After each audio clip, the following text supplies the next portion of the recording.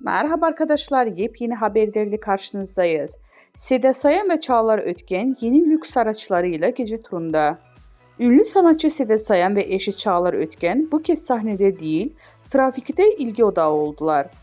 Magazin dünyasının en gözde çiftlerinden olan ikilinin yeni araçlarıyla Arnavutköy'de gece turuna çıkarken objektiflere yakalandılar. 2022 yılında dünya evine giren Seda Sayan ve Çağlar Ötken, aralarındaki 25 yaş farkına rağmen uyumlarıyla sık sık gündeme geliyor. Her fırsatta aşk dolu pozlarıyla adından söz ettiren çift bu kez lüks araçlarıyla magazin manşetlerine yer aldılar. Ünlü çift geçtiğimiz akşam Arnavutköy'de yeni araçlarıyla görüntülendi. Muhabirlerin sorularına gülümseyerek yanıt veren Seda Sayan, "İyi akşamlar çocuklar, sizi seviyoruz." diyerek neşesini gizlemedi.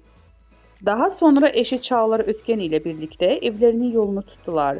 Çiftin kullandığı aracı hediye olarak alındığı öğrenildi. Bizden bu kadar arkadaşlar. Videoların devamını gelmesini istiyorsanız da kanalımıza abone olmayı unutmayalım. Hoşça kalın.